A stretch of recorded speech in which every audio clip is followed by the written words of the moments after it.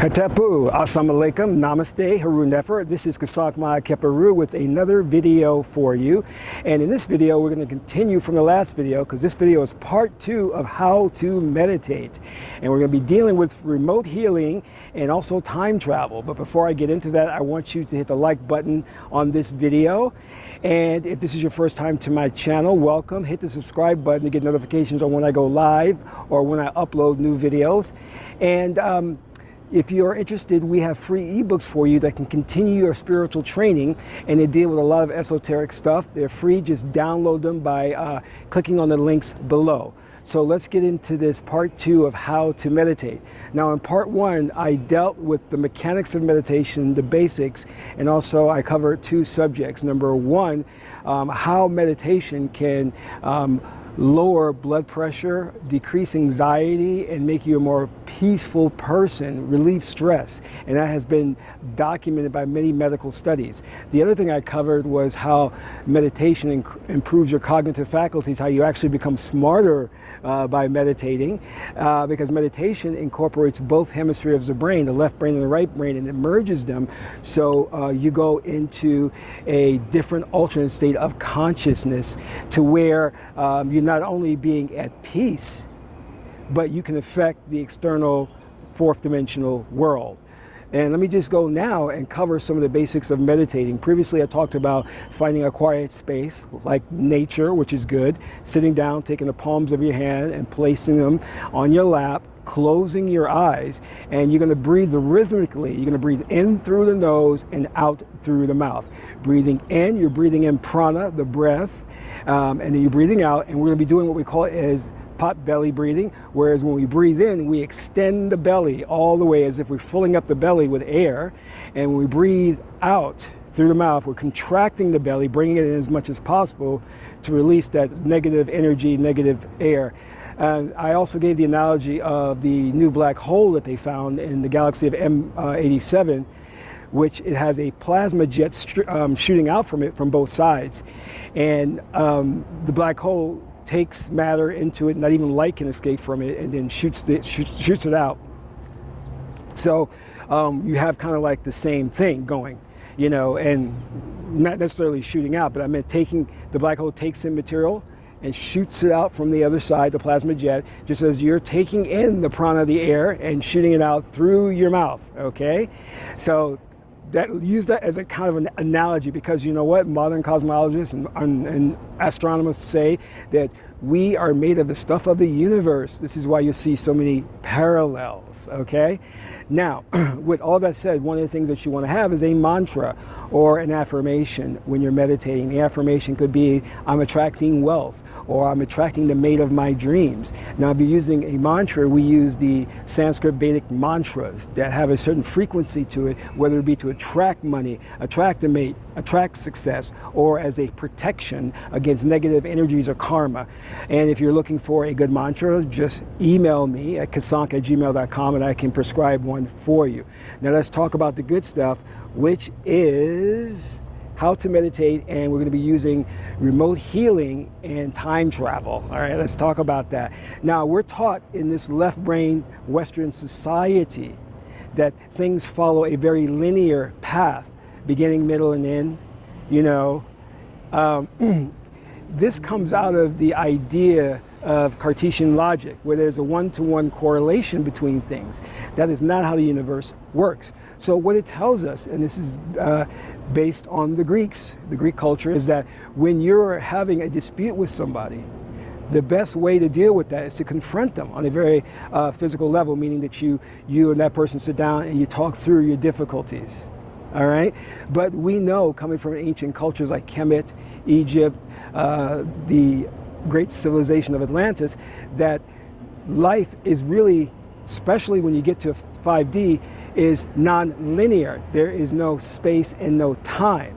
And when you're meditating, you're accessing that realm. So what does that mean? That you don't have to confront somebody you're having a dispute with. You don't have to talk to them. You don't have to have that one-on-one correspondence. Do you understand? When you're starting to use the left and right brain and you're going into alternate state of consciousness, you can visualize yourself working or living together harmoniously with your partner or that individual you're having the strife with. So when you meditate upon that and you visually see it in your mind's eye, you have to understand that what you envision on a mental level in the meditation state, the mind doesn't differentiate between what is real in the fourth dimensional world or what's going on in the mind. It thinks that what you're visualizing, the scenario that's going on in the meditative state, is real. It thinks it's real. So that when you come out of that meditation state, you change the fourth dimensional experience because you are a reality generating machine. Okay? You are shifting to parallel worlds, the parallels that are very similar to this one. So whenever you're having some type of difficulty in your life, it doesn't have to be with a partner, but it could be one of finances. If you want to attract more finances, meditate. See yourself with a bunch of money. See yourself living in abundance. And watch how your physical circumstances change. Remember that because we're living in this Western society, this left brain society, we're polarized in left brain thinking. And left brain thinking teaches us that there is an opposite or there's an opposing element to us. The right brain says, no, everything is one. The all is the one and the one are the all, you know? So we have to see things as part and parcel of a whole and not look at things that are external to us as opposing to us. In fact, there's nothing external. There's no outside world. We're merely projecting a holographic experience to interact with. So the next time you're going through those difficulties with your mate, your boss, your partner, or whatever, sit down and meditate and see yourselves in your mind as resolving the difficulty. And then when you come out of meditation, watch how they change. Because they're really nothing more than avatars. You created them, all right? So you can change them. Now, the same goes true for family members or loved ones that are going through an illness or a medical condition. You don't have to run out there and try to hire the best doctors or get the best medical care options for them. You can sit down and meditate and see them healthy, jumping around, running marathon, competing in the Olympics or whatever. Because when you do that, you change.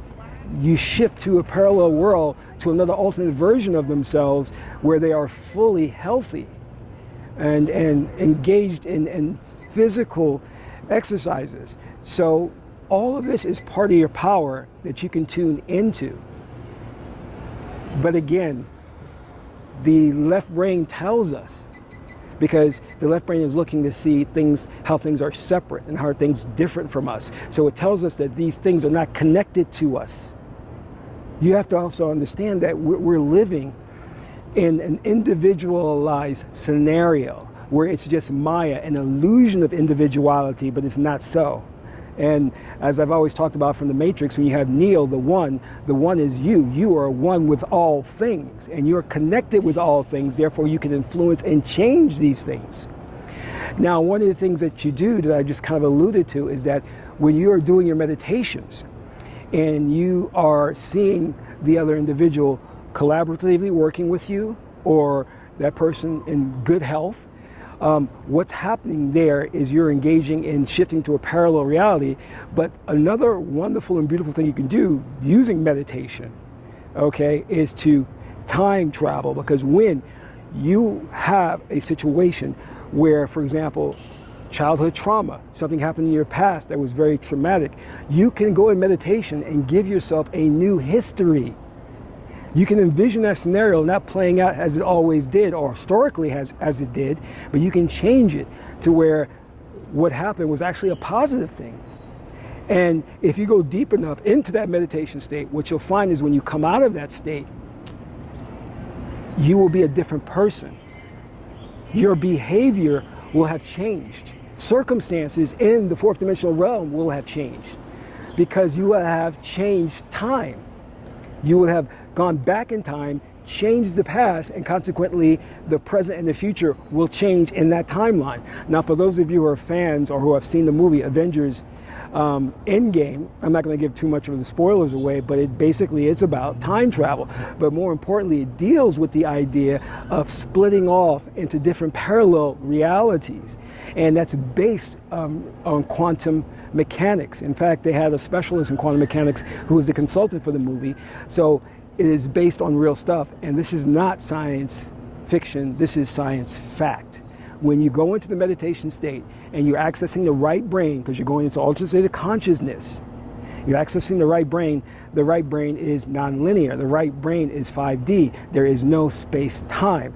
And then consciousness at that point doesn't have a fixed point in space and time. It is everywhere. So therefore you can go anywhere you want. But just remember that if you go to the past and you change something in your history, it's going to make a change in the here and now and in your future. And also too, one of the things we have to understand is when we start dealing with integrated brain thinking, there really is no past and there really is no future. The only thing that truly exists is the now moment. The past, what we call the past, and the future, and what we call the future, are different perspectives on things. All right. This is why meditation is so important, and this is why so many people are not teaching it correctly, because all they're saying is, oh, meditation is good for healing or to being at peace or to reaching nirvana. Yes, that is true, but there's so many other things you can do once you learn to access the alternate state of consciousness through the right brain. You can actually go into your past lives and re-experience those again through the meditative state, or through what we call in the ancient tradition as trance state. So the last thing I want to say on this is when you come out of your meditation, be sure to stand up, stretch, and feel good about it. Now, you may not see the positive results right away because there is a lag time. In 5D, the minute you think of something, it appears. But because we're living in linear space-time, there is a delay in having things manifest. So if you're traveling back to your past and you want to change your past, when you come back to the waking state and get out of meditation, don't expect to see things come to fruition right away. It's going to take some time, all right? But rest assured that they will blossom. So I hope this has helped you to understand meditating in a broader perspective and not just the limited thing that we're getting where you see a person sitting down and meditating and going, It is much more than that. And it is not the realm, as I said before, science fiction is the realm of science fact. This is Kasak Ma-Keperu, son of Ma'at and Tahuti, and my aunt is the beautiful goddess Het-Heru. Until my next video, Amen Ra.